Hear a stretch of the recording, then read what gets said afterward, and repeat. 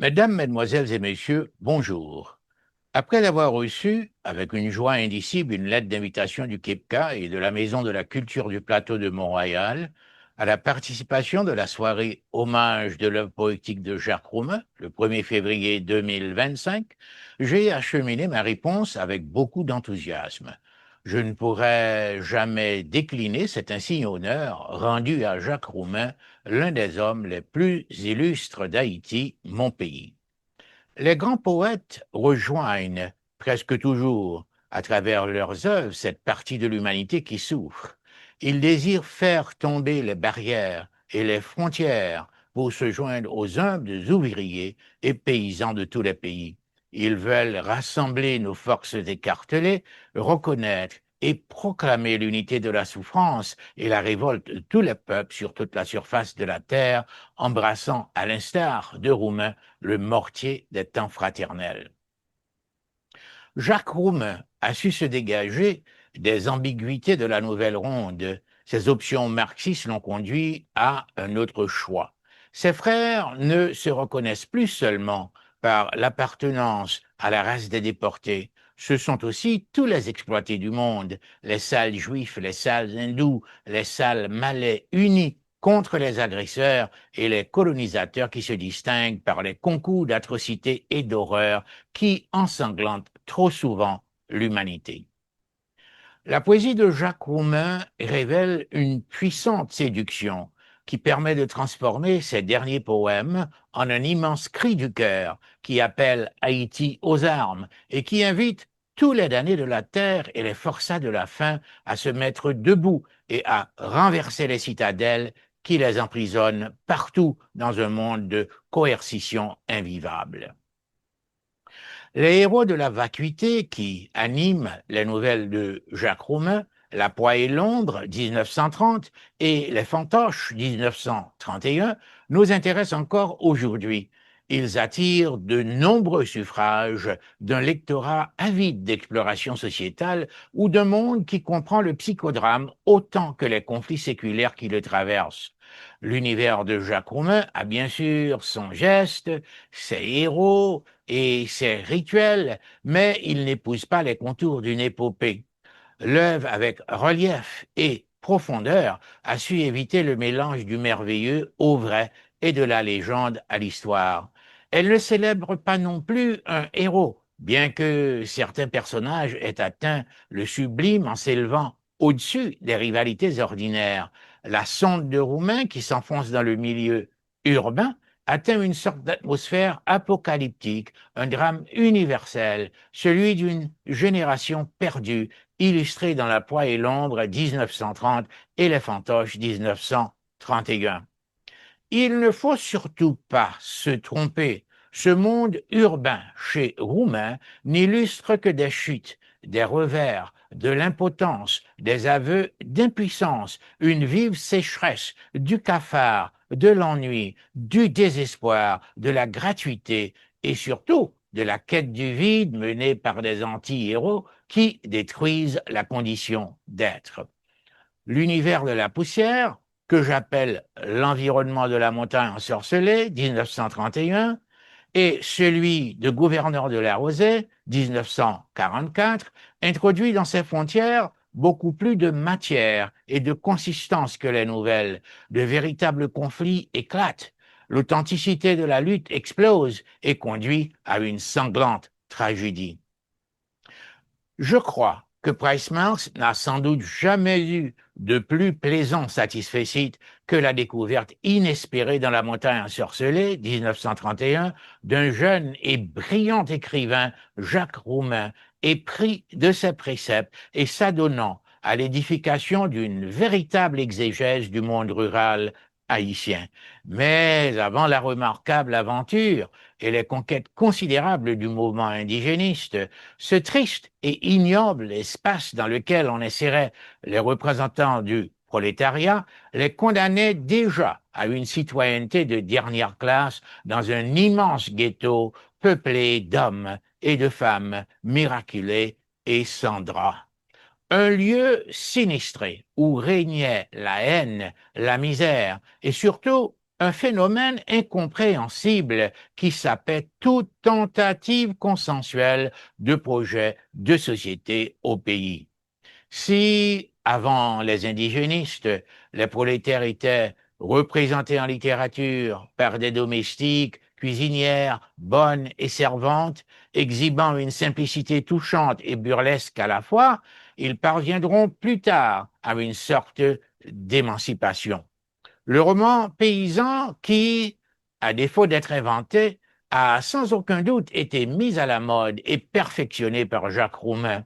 Il a apporté du neuf. Les paysans, en devenant des héros ou des protagonistes d'un nouveau cadre, ont obtenu une promotion, ou mieux, une hominisation, en dehors ou au-delà des conditions serviles du passé.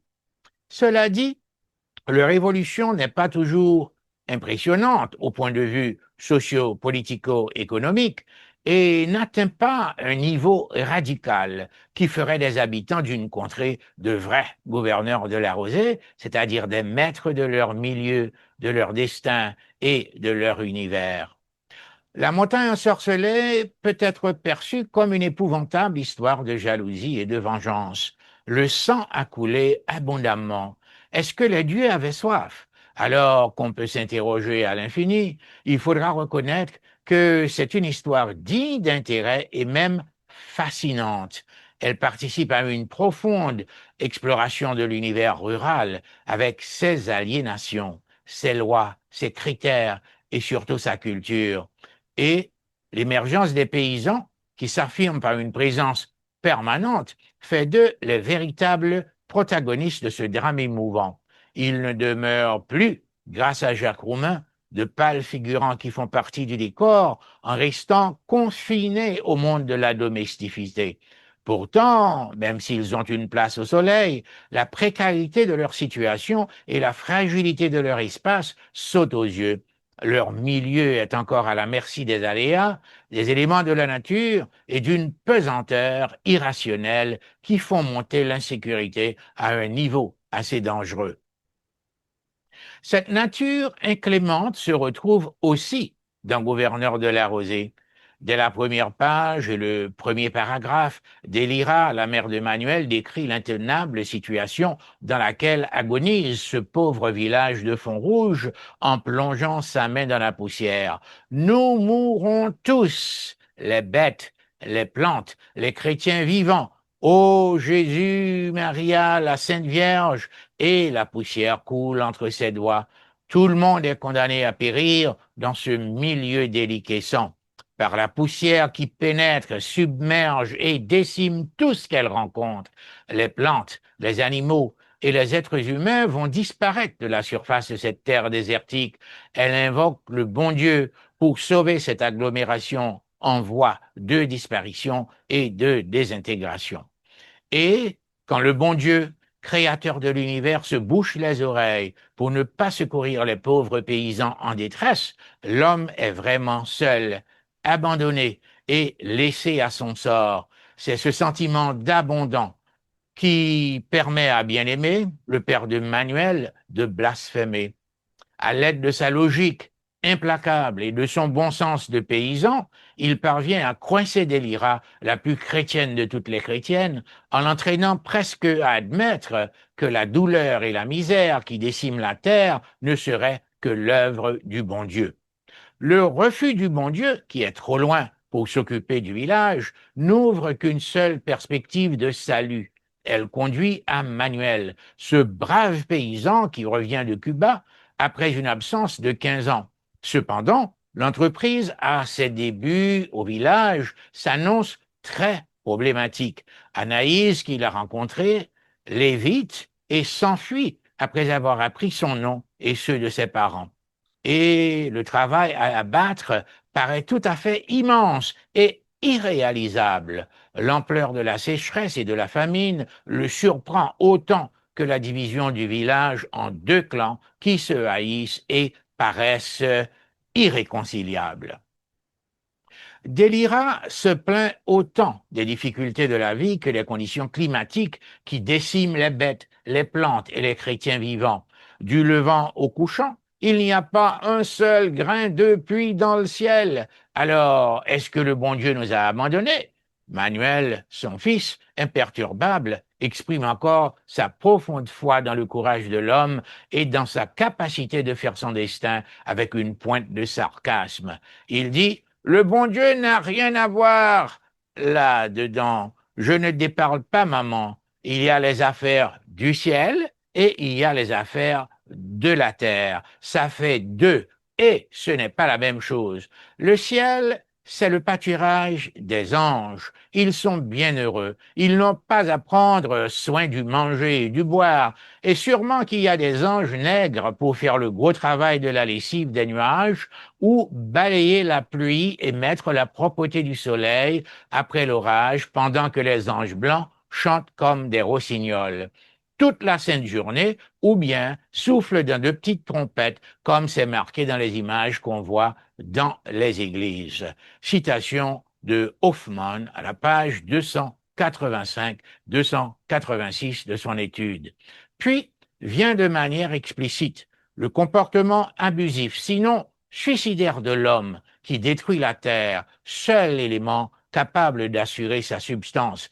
Manuel n'a pas le suffrage de tout le monde dans sa quête plurielle à fond rouge, redynamiser l'esprit de solidarité entre les villageois, faire parvenir l'eau, cette force vitale, voire indispensable à toute communauté qui veut survivre, s'avère une mission presque impossible.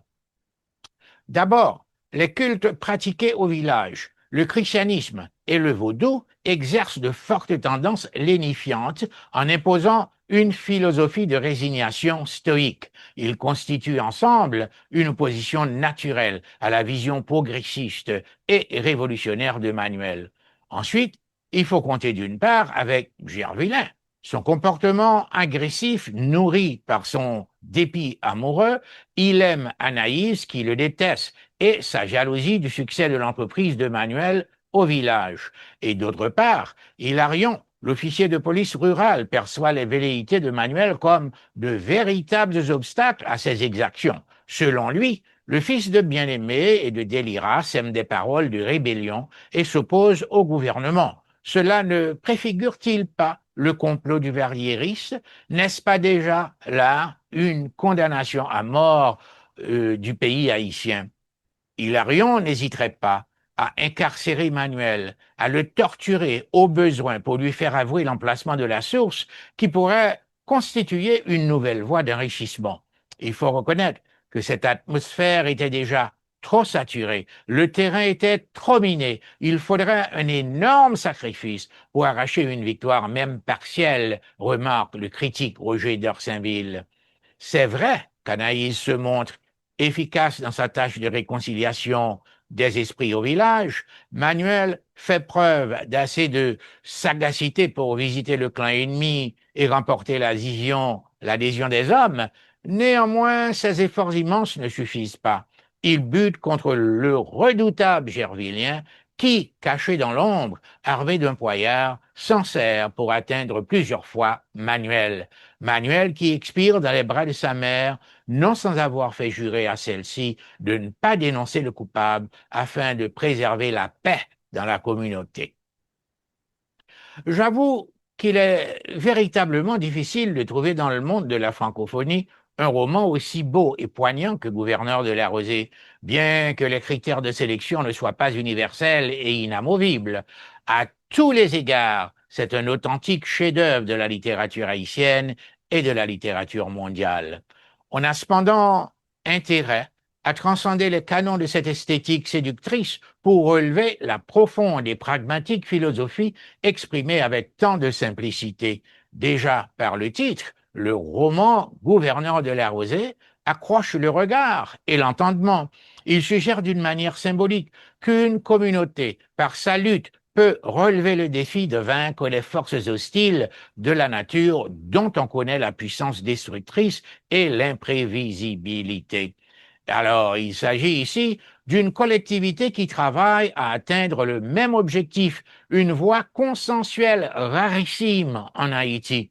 Cela indique une unité d'action, mais illustre également une dynamique de solidarité, une dialectique efficace capable d'apporter une solution à la crise. L'individualisme doit fondre dans la multitude pour former une collectivité opérationnelle. Le COMBIT, le travail agricole collectif des paysans, l'illustre parfaitement dans le dénouement du roman.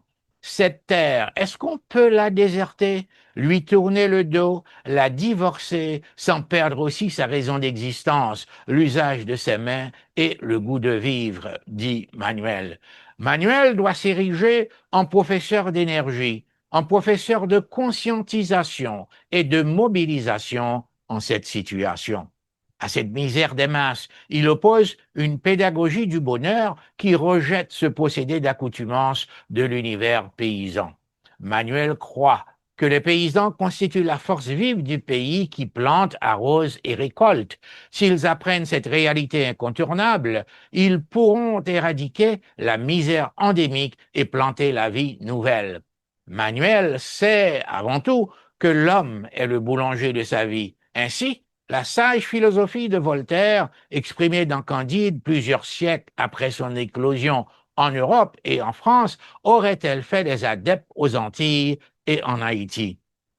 Si l'homme doit cultiver son jardin, c'est évidemment pour devenir aussi le boulanger de la vie. C'est sans nul doute ce rêve immémorial, prométhéen, qui promeut le destin de l'homme par l'homme et qui réfléchit un peu la brillance des perspectives existentielles et ou socialistes de l'appartenance idéologique de Jacques Roumain.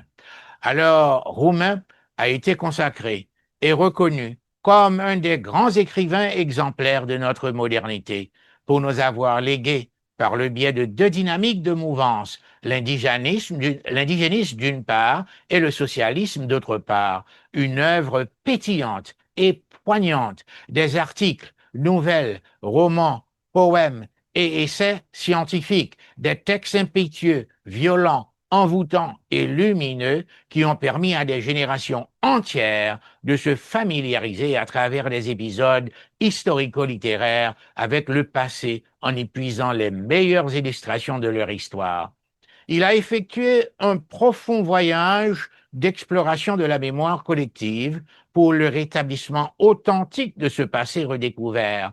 Il est indispensable de créer une grande poésie humaine et révolutionnaire, établir un seul front, celui de tous les peuples, luttant sur toute la surface du globe pour la liberté, la paix et une vie meilleure.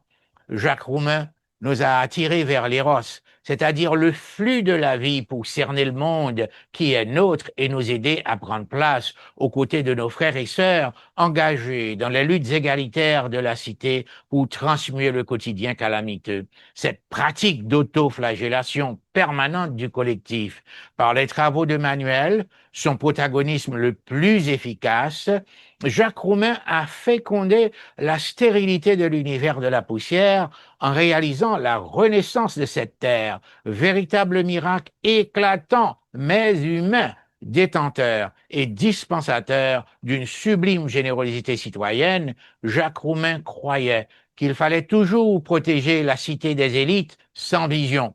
Par son œuvre d'une grande unité et actualité, il s'est hissé bien au-delà d'un peintre d'une géniale inventivité. Il est devenu, par l'action, un gardien intraitable des revendications séculaires, un contemporain capital et par-dessus tout forgeron de liberté et d'humanité qui transcende les frontières de son île tragique. Qui sont poètes et quelle est leur mission?